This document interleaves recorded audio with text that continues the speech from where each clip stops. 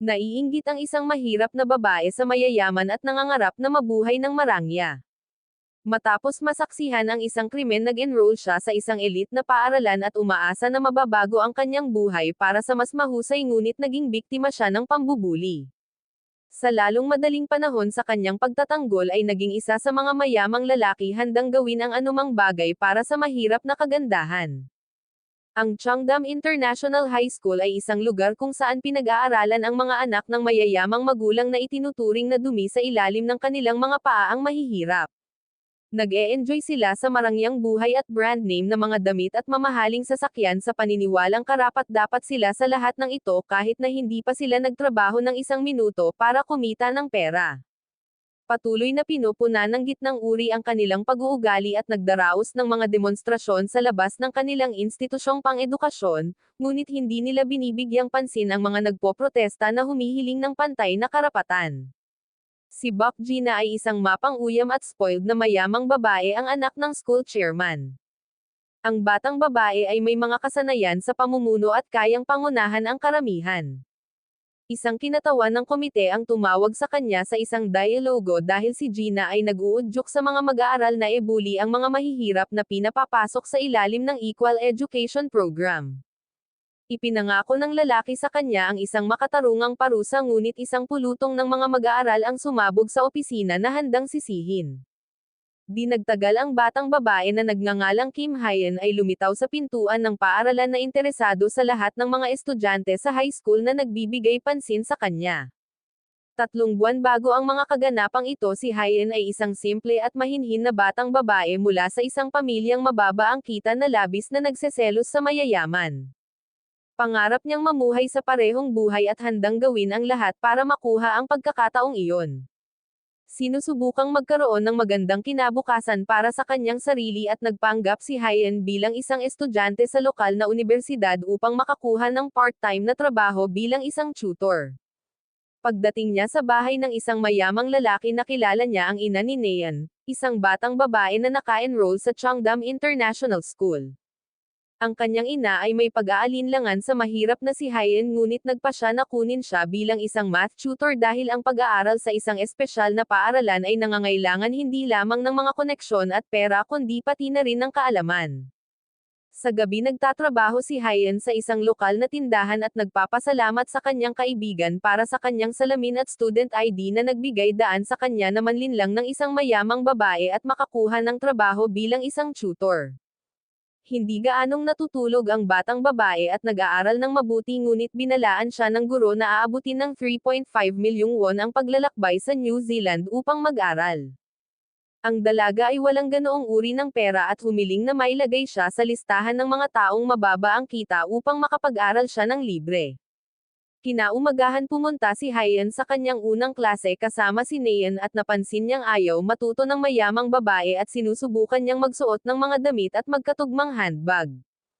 Ang mahinhin na batang babae ay nabigla nang malaman na ang bawat item sa kanyang aparador ay nagkakahalaga ng ilang milyong won.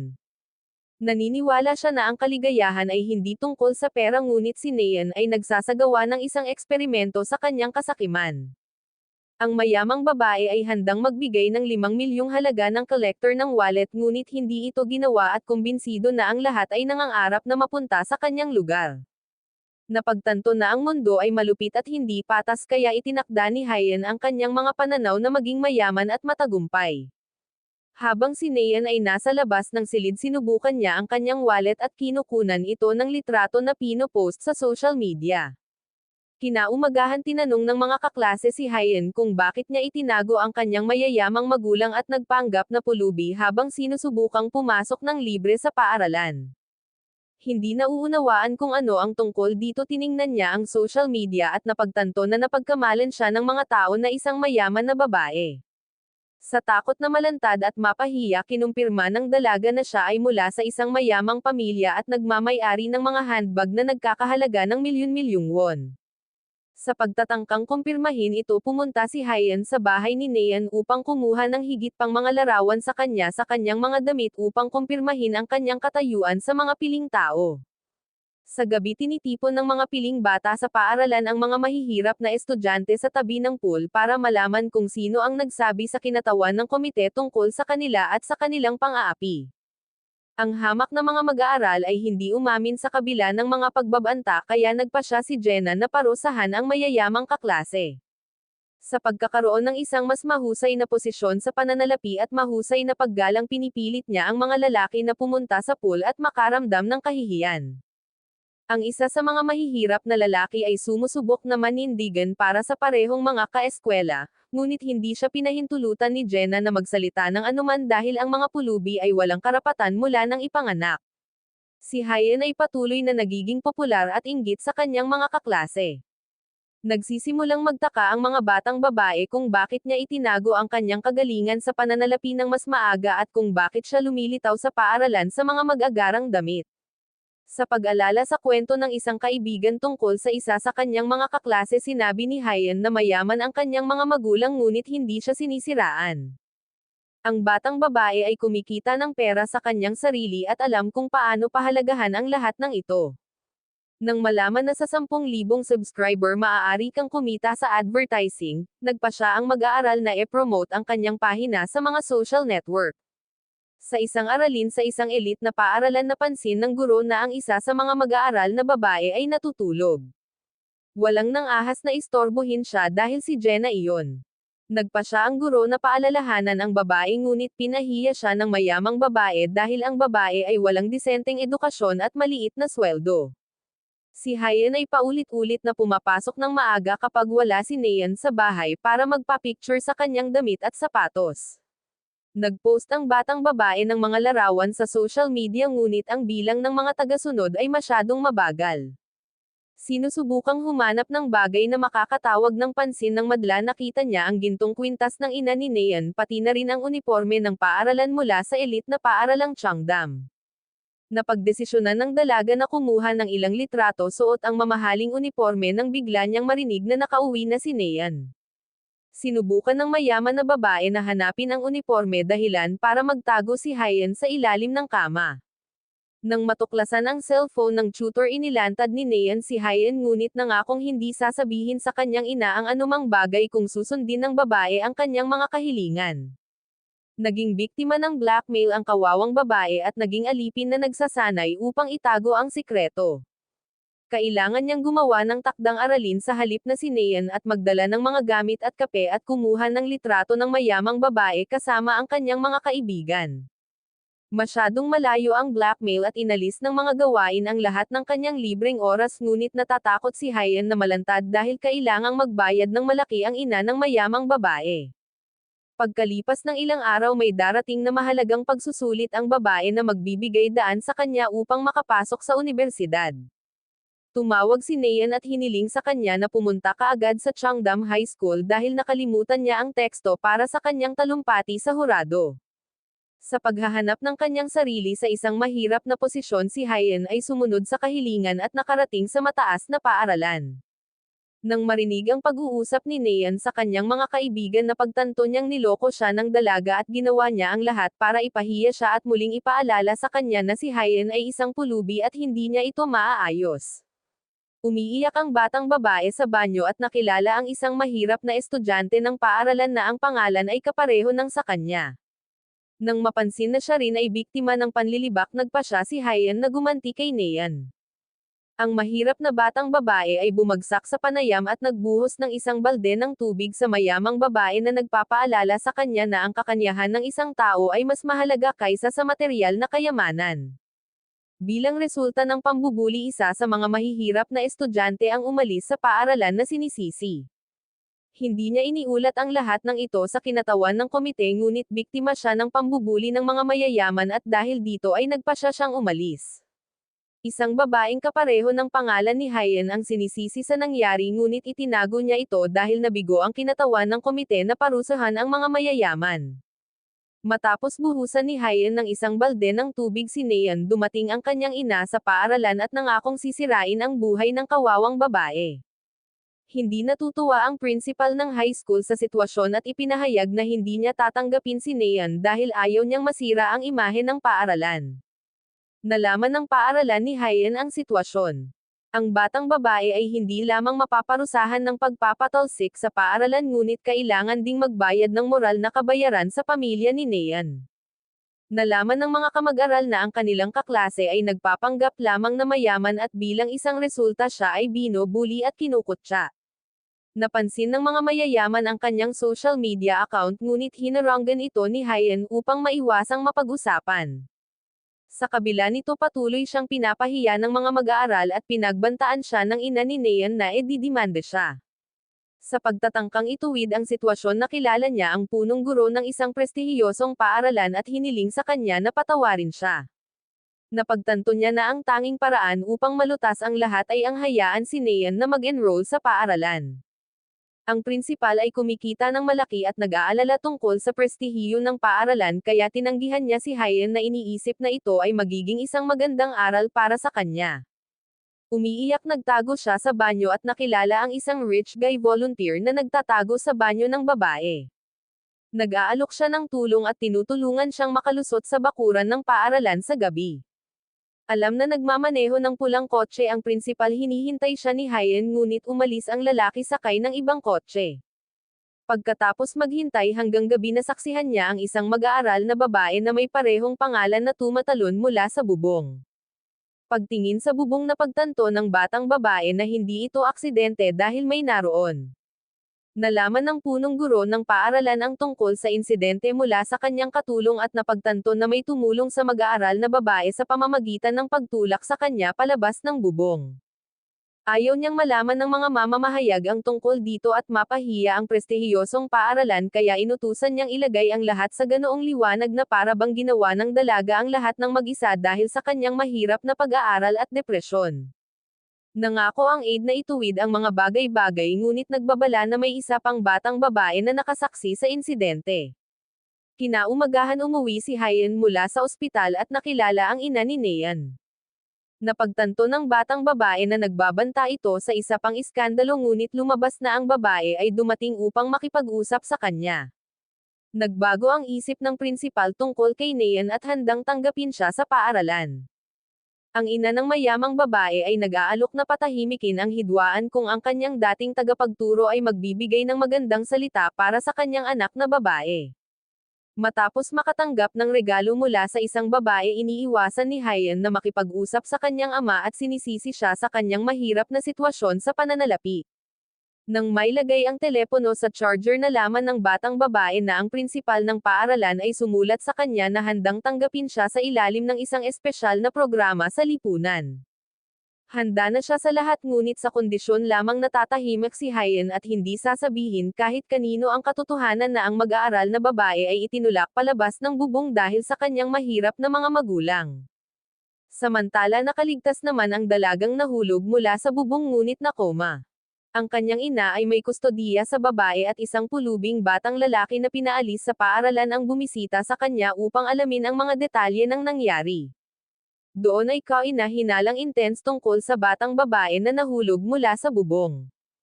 Kasabay nito ang isang voluntaryo ay nagbibigay ng paglilibot sa isang bagong mag-aaral at sinabi sa kanya ang tungkol sa hierarchy sa loob ng paaralan.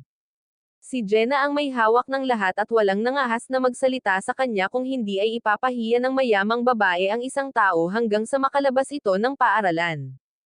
Gulong-gulo ang paaralan at binubuli ng mayayaman ang mahihirap ngunit hindi ito pinapansin ng prinsipal. Hindi niya gusto ang mga mahihirap na estudyante sa paaralan dahil hindi sila nagbabayad ng matrikula ngunit kailangan itong tiisin dahil sa espesyal na programang panlipunan. Umalis si Hyen sa paaralan at sinaway siya ng mga babae hindi dahil sa pagnanais na yumaman kundi sa takot na aminin na siya ay mahirap. Nang malaman na lilipat siya sa isang elite na paaralan ay naiinggit ang mga babae sa kanya at hindi nila naiintindihan kung gaano kaswerte ang isang mahirap. Matapos makatanggap ng mamahaling school uniform mula sa nanay ni Maine ginugol ni Hyen ang lahat ng kanyang naipon para makabili ng kaparehas na sapatos. Sa mall hindi sinasadyang nabangga niya ang isang babaeng nakasuot ng cap at nadiskubre ang isang note sa kanyang bag na naglantad na nakasaksi siya ng isang krimen at nabili niya para pumasok sa isang elite school. Matapos makalimutan ang kahon sa banyo ay nawala ni Hyen ang kanyang mga sapatos ngunit napansin niya ang parehong mga sapatos kay Jenna. Sa pag-aakalang ninakaw niya ang mga ito hinawakan ng batang babae sa buhok ang mayamang babae at nagpas siyang bugbugin siya bilang parusa sa pagnanakaw. Ilang sandali bago pumasok sa banyo binili ni Jenna ang eksaktong parehong sapatos at nakipag-away sa may bahay ng kanyang ama. Nang makilala niya si Hyen naging biktima siya ng isang katawa-tawang aksidente ngunit hindi ito alam ng kawawang babae at dahil dito nag-away ang dalawang babae. Mas malakas si Hyen kaya inalis niya ang kanyang sapatos at umuwi habang nangako si Jenna na gagawin ang lahat para makapaghiganti sa kanya at gawing impyerno ang buhay ng bagong schoolgirl. Samantala ang anak ng punong guro ay pumasok sa kanyang opisina upang magnakaw ng pera sa safe ngunit hindi nito mahanap ang password.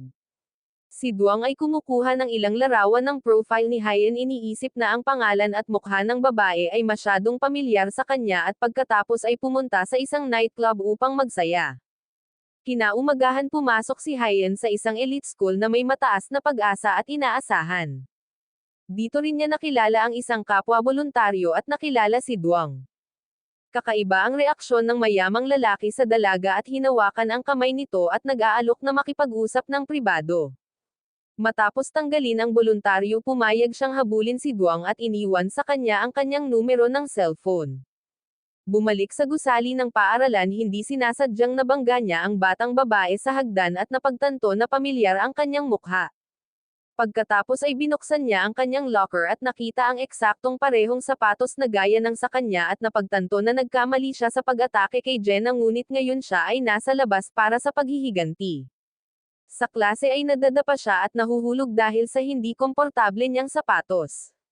Hindi siya tinulungan ng mga estudyante bagkus ay pinalibutan siya para bugbugin siya at ipaghiganti ang nasaktan na si Jenna. Tumakas at pumunta si Hyen sa opisina ng punong guro ng paaralan at hiniling sa kanya na protektahan siya. Ipinaalaala ng lalaki sa kanya na siya ay kinuha ng isang blat bilang kapalit ng kanyang pananahimik ngunit hindi niya kailangang lutasin ang maliliit na problema sa kanyang mga kaklase. Hiniling niya sa kanya na gawin ito ng mag-isa at pinabalik ang babae ngunit mayroon din itong pagpipilian at opsyon na talikuran ang kanyang pag-aaral sa isang prestihiyosong paaralan at bumalik sa isang buhay ng kahirapan. Sinubukan ni Hyen na pamunuan ang paaralan sa pamamagitan ng bintana ngunit sinalubong siya ni Jenna at pagkatapos ay napapaligiran ang mga babae ng isang pulutong ng mga estudyante sa high school. Kinikilala si Jenna bilang ang pinakamakapangyarihang binatilyo sa Korea na pagtanto ni Hyen na huli na ang lahat para umatras at tinamaan siya ng ulo sa mukha bago tumakas. Hinahabol ng isang mandurumog na estudyante sa high school si Hyen ngunit tinulungan siyang magtago ng isa sa mga mahihirap na estudyante. Si Shin na nagtatrabaho sa art room ay hindi lamang nagligtas sa batang babae mula sa pagtugis ngunit binibigyan din niya ang kanyang mga sapatos pagkatapos mapansin ang mga sugat sa kanyang mga paa. Napagtanto na hindi lang siya kundi maging si Shin ang mahihirapan kaya nagpa siya si Hyen na umalis. Habang nagtatago sa paaralan nakita niya ang isang pulutong ng mga mag-aaral at sumulat ng mensahe kay Dawn na nagmamakaawa sa kanya na iligtas siya. Di nagtagal pinalibutan ng mga tao ang batang babae upang bugbugin siya ngunit sinimulan niyang i-record ang mga ito sa kanyang telepono na nangangakong sasabihin sa prinsipal ang tungkol sa pambubuli sa paaralan. Ang mga mayayamang babae ay hindi natatakot dito dahil alam nilang hindi sila mapaparusahan. Nang makita ang sarili sa isang desperado na sitwasyon tumalon siya mula sa ikalawang palapag at nahulog sa mga bisig ng kanyang kaibigan. Pagkatapos ng klase pumunta si Jenna sa hapunan kasama ang kanyang ama at nakilala ang kanyang may bahay. Hindi komportable ang dalaga sa kanyang presensya ngunit buntis na pala ang may bahay ng kanyang ama at plano nitong pakasalan ito. Samantala inaalagaan ni Dawn si Hyen at tinutulungan itong gamutin ang kanyang mga sugat. Handa siyang maging tagapagtanggol niya ngunit sa kondisyon lamang na sasabihin ng batang babae ang tungkol sa nakita niya sa nakamamatay na gabing iyon. Ang lumabas na babae na may parehong pangalan na nahulog mula sa bubong ay kanyang kasintahan at nais niyang malaman ang pangalan ng mga kriminal na tumulak sa kanya. Nangako si Hyen na ibibigay ang pangalan ng mga kriminal ngunit kailangan munang tulungan siya ni Dawn at protektahan siya mula sa mga mayayamang mag-aaral. Kinaumagahan nagpakita ang mag-asawa sa paaralan at magkahawak kamay. Napagtanto ng lahat na nililigawan siya ni Dawn at hindi siya dapat masaktan kung hindi ay magreklamo ang bata sa kanyang ama at palayasin sila ng prinsipal sa prestihiyosong paaralan. Nagpa siya ang mga mayayamang babae na maging kaibigan si Hyen at imbitahan siya sa isang party kung saan maaari silang mag-chat at mas makilala ang isa't isa. Nag-aalangan si Hyen na pumunta sa party at sinabi ito sa kaibigan. Kinumbinsi niya ang babae na sumang-ayon ngunit kailangan niya ng isang panggabing gown upang pumunta. Nang walang ilang milyong won upang bilhin ito hiniram niya ang damit kay Maine nangako na ipapakilala siya sa mga mayayamang babae. Sa pagpapakita sa party nahaharap si Hyen ng pambubuli mula sa ibang mga mag-aaral. Itinulak nila siya ngunit sinusubukan ng batang babae na mahulog ng malumanay hanggat maaari upang hindi mamantsahan ang damit ng ibang tao. Nag-aalok ang isa sa mga dilag na tumulong ngunit nauwi sa pagbagsak kay Hyen sa sahig. Sa lumalabas siya ay kaibigan ni Jenna na nagpakita sa party at lahat ng ito ay isang bitag para sa kawawang babae na nakikipag-date kay Dawn.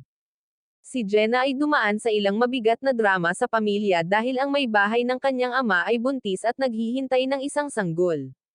Sa pag-uwi nalaman ng batang babae na ang kanyang ina ay nalasing sa kalungkutan. Ang babae ay hindi pinapayagan na gawin ito dahil sa pag-inom ng mga tabletas bilang isang resulta kung saan ang ina ni Jenna ay napunta sa ospital. Kinaumagahan pagkatapos ng party hiniling ni Hyen sa kanyang ama na pautangin siya ng 8 milyong won para ibalik sa kanya ang halaga ng nasirang damit. Nabigla ang kanyang ama at kapatid sa kahilingan dahil ang kanilang buwanang kita ay 10 beses na mas mababa kaysa sa halagang iyon. Nagtago mula sa kanyang pamilya sa kanyang silid na katanggap ang batang babae ng isang nagbabantang sulat mula kay Maine at napagtanto na mayroon siyang eksaktong 1 buwan upang ibalik ang halaga ng damit. Nagsimula ito ng maayos kagabi ngunit nauwi sa pagiging bangungot para kay Hyen.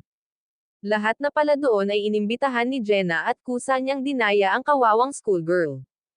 Kumuha ng bote ng alak ibinuhos niya ito sa kanyang damit para tuluyang masira at mapahiya ang dalaga pagkatapos ay itinapon si Hyen sa kalye. Nang malaman ni Dawn ang nangyari hiniling ni Dawn na pabayaan ang babae ngunit hindi pinansin ni Jenna ang kanyang kahilingan dahilan upang mag-away ang mga mayamang schoolboy.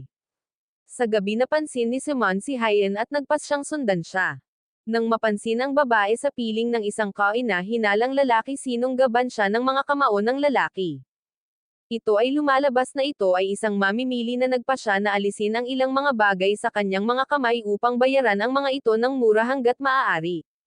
Nadismaya si Hyen sa inasal ni Simon. Dahil sa kanya kinailangan niyang gumawa ng discount kahit walang pera. Napagtanto ang mahirap na sitwasyon pinauwi siya ng lalaki sa kanyang motorsiklo at sinabi ang tungkol sa mga problema sa buhay ng mga mayayamang teenager. Pagka-uwi sinubukan ni Hyen na maghanap ng trabaho ngunit wala sa mga opsyon ang magbibigay daan sa kanya na kumita ng nawawalang halaga sa loob lamang ng 1 buwan. Kinaumagahan nakipagpulong ang batang babae sa isang guro na nagre-rekomende na lumahok siya sa isang programa sa pabahay para sa mahihirap na estudyante. Kasabay nito siya ay patuloy na pinagtatawanan habang ang mga estudyante ay naglalagay ng nakakahiyang mga tala sa kanyang likod sa bawat oras na nagpapaalala sa kanya na siya ay isang pulubi. Patuloy na hinaharas ni Jenna ang dalaga at pinagbabantaan ngunit si Hyen ay matatag na nakatayo sa kanyang harapan. Napagtanto ng kawawang babae na may kakilakilabot na nangyayari sa buhay ng mayamang babae dahil gumugugol siya ng maraming oras at pagsisikap sa kanya. Hindi pa handang pag-usapan ito ni Jenna at nag-aalok siya ng deal. May 1 linggo si Hyen para umalis sa paaralan sa kanyang sariling kagustuhan at bilang kapalit ay ibabalik ni Jenna ang halaga ng nasirang damit. Ilang araw ding nag-iisip si Hyen at hindi niya alam kung dapat ba niyang tanggapin ang alok ng dalaga. Nang makilala niya si Duhan ay humingi siya sa kanya ng tulong pinansyal ngunit ang mayamang anak ng punong guro ay pagod na sa patuloy na kahilingan.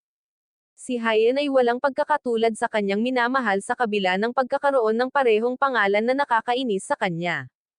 Tinatanong niya ang pangalan ng salarin ngunit halos wala na pala si Hyen at hindi niya kilala ang taong nagtulak sa schoolgirl palabas ng bubong. Nakita niya ang silhouette ng dalaga ngunit hindi niya nakita ang mukha nito kaya hindi niya matulungan si Duhan. Napansin ni Shin na hindi kumakain ng tanghalian si Hyen dahil sinusubukan niyang makatipid at iniimbitahan siya sa kanyang fine arts room. Ang batang babae ay hindi lamang tinutulungan ang mag-aaral na kumain ngunit nag-aalok din ng isang paraan upang kumita ng 8 milyong won sa loob lamang ng ilang araw. Sa lumalabas maaaring humiram o kumita ng pera si Hyen mula sa isang partikular na estudyante sa high school.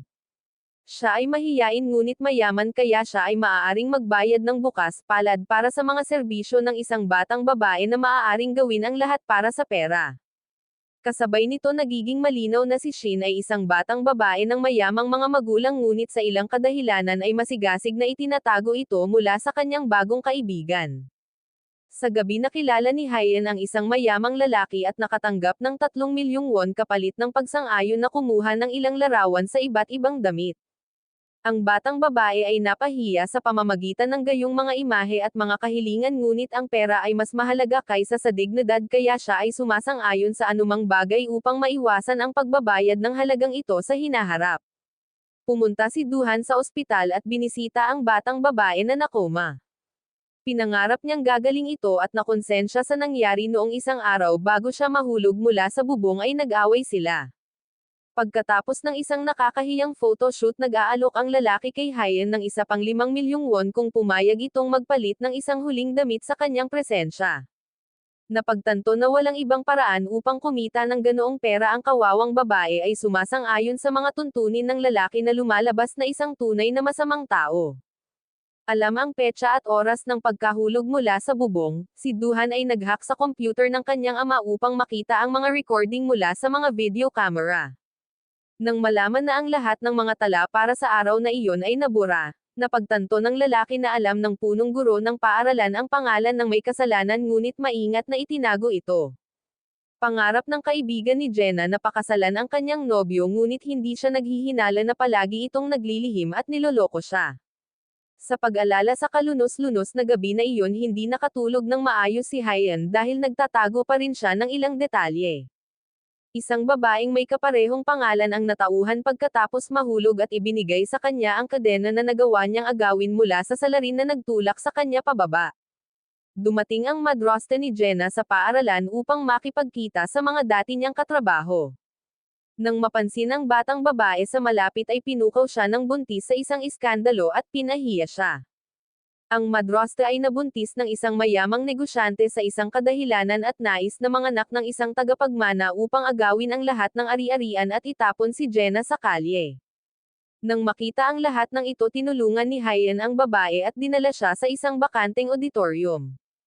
Itinuring ito ni Jenna bilang awa sa sarili ngunit ang kawawang babae ay hindi makikisimpatya sa kanya.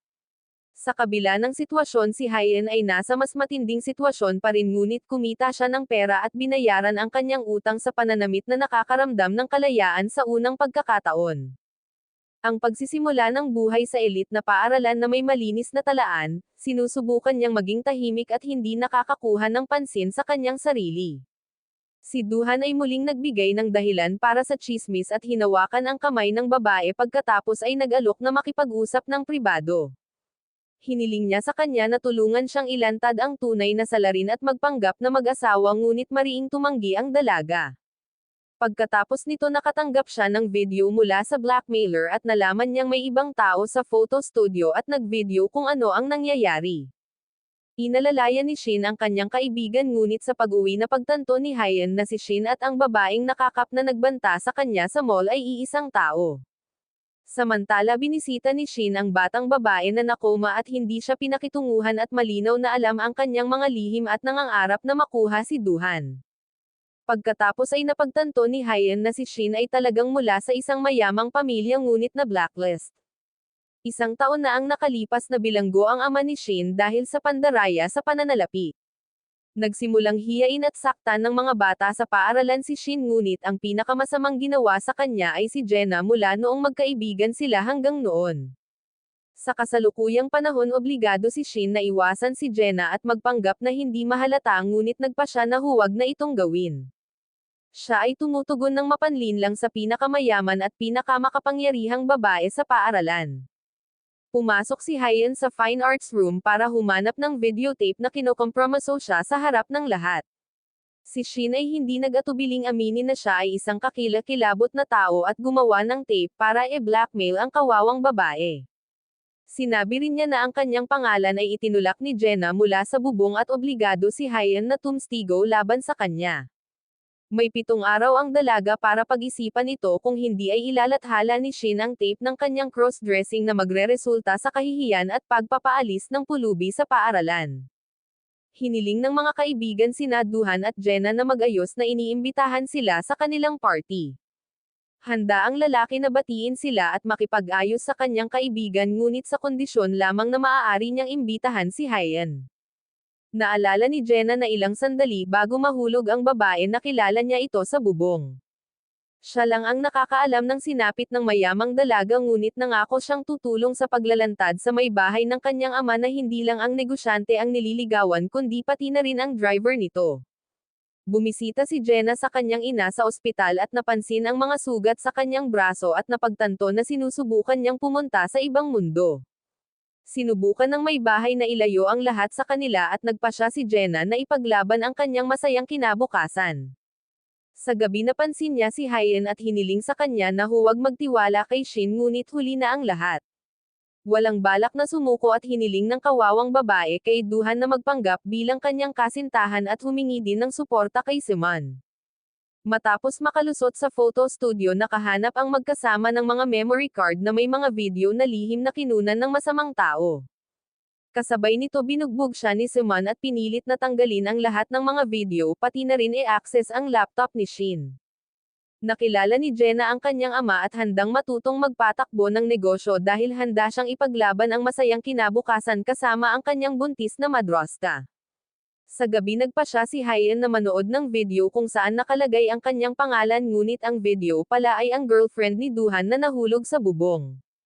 Sa lumalabas hindi lang siya isang mahirap na tahimik na babae kundi manloloko na nanloko sa isang mayaman kasama ang kanyang matalik na kaibigan. Kinaumagahan inanyayahan ni Duhan si Hyen na makipag-date ngunit patuloy siyang bina-blackmail ni Shin para tumstigo laban kay Jenna na sinasabi sa pulis na siya ang nagtulak sa babae palabas ng bubong ng paaralan.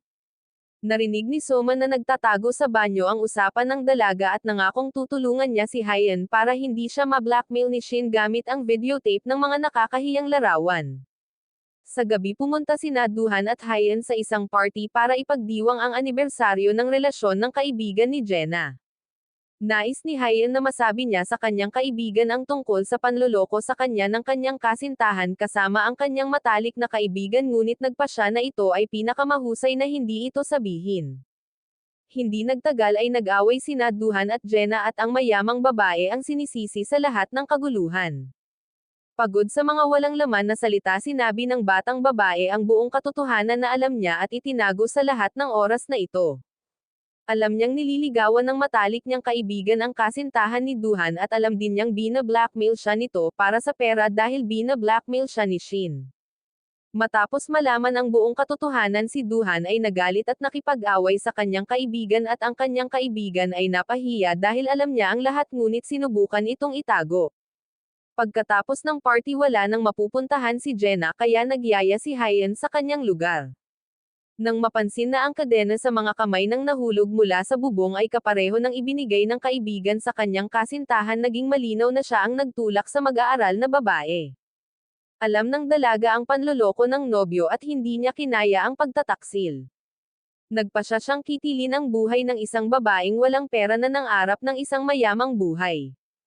Patuloy na bina-blackmail ni Shin si Hyen ngunit hiniling ng dalaga na makipagkita sa kanya dahil alam niya ang pangalan ng tunay na salarin.